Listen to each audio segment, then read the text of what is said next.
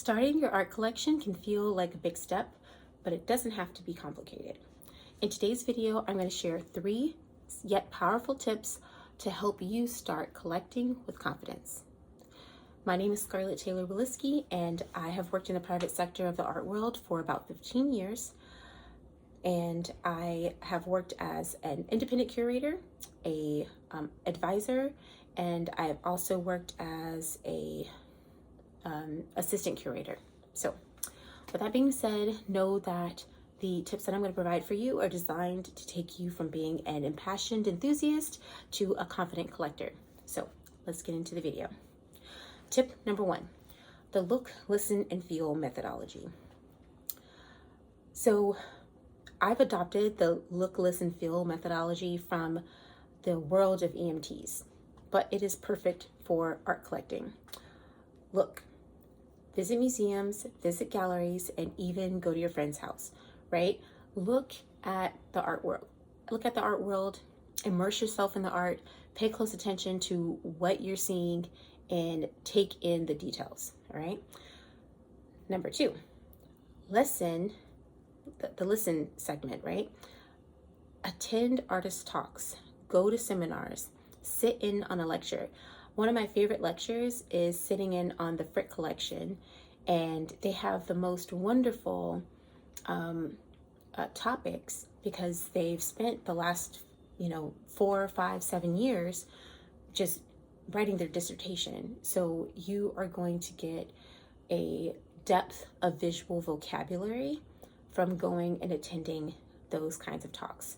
You want to listen to podcasts. Also, you want to listen to how artists talk about their work. Okay, so you're looking for resources like that, and I'm going to guide you in finding resources like that. Okay, and then the feel segment. This is particularly important because we want to pay attention to what your emotional reactions are to the artwork. I would like it if you would use sort of a workbook to document what draws you in, what do you have an aversion to, what helps, or what kind of art creates a strong reaction. So use those reflections to understand what your preferences are. Okay, so tip number 1, all of tip number 1 is look, listen, and feel methodology. Okay, next, tip number 2 is align your collection with your values. Okay, so we want to know what really resonates with you. So now that you've done this preliminary homework with writing down what kind of artworks cause these emotional responses, now you're going to spend time thinking about what matters the most to you. Is it social justice issues? Is it environmental concerns or spiritual truths? Your collection is going to be a reflection of you. What motivates you? You should be able to write a mission statement about your collection. I don't want it to sound too rigid, but if you have a real statement behind what you're collecting, why you're collecting it, when you get ready to put your collection out in the world, you will be proud. You will be able to stand alongside it and say, these artworks mean something to me for X, Y, and Z reason, and I'm willing to stand behind that reason to the death. Okay, like this is your child. So I really want you to pay attention to your why. I know that's really cliche, but you need something to stand on, and if it's not your values, then you don't have anything to stand on. So there's that. All right, so let me just digress a little bit. If you have learned anything so far, please hit the like button. If you maybe have a couple of takeaways from what I've shared with you so far, hit the subscribe button, because I'm going to keep doing this. I'm going to continue to make content like this based on collections and building collections, and And even if you're interested in something else like curating, please leave that in the comments. I'd like to know more about what kind of content that you're interested in, and if our values are aligning.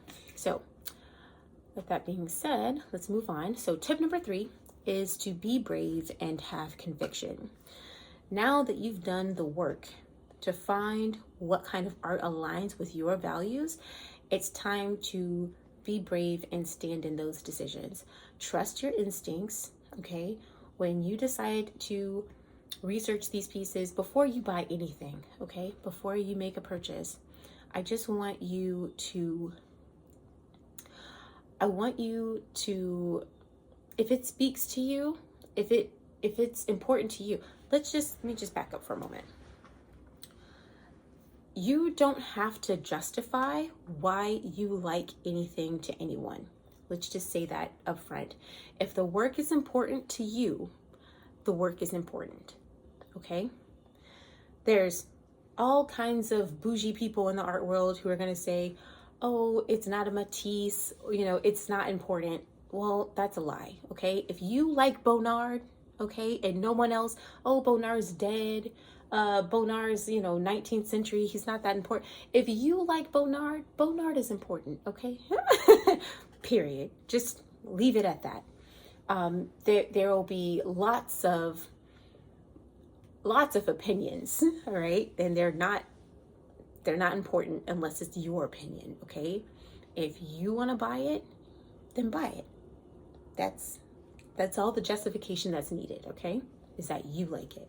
So be brave, stand by your choices, and every piece that you have a relationship is just another step toward building your collection. So that's a reflection of you and who you are and what you care about. So with that being said, let's just do a quick recap on the 3 tips that I've given. Tip number 1 is the methodology of look, listen, and feel.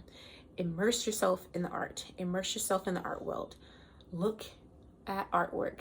Listen to podcasts. Read books. Build a library. Like, these things are, let's just say it's homework, but it's not really homework. It's the most enjoyable thing. This is why, part of the reason, I'm sure there's a reason why you're building a collection, is so that you can go look. You have the free time, you have the leisure time to be able to go look and to, look at Sotheby's catalogs or go to art openings. Like, you have the leisure time to be able to, do these kinds of activities. So do them. It's going to be awesome.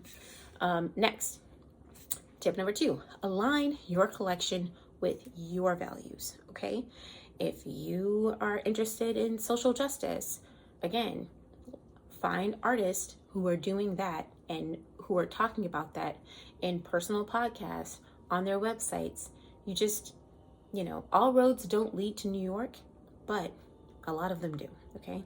If you live in Kansas City, you can find artwork that is going to align with your values. You don't necessarily have to travel.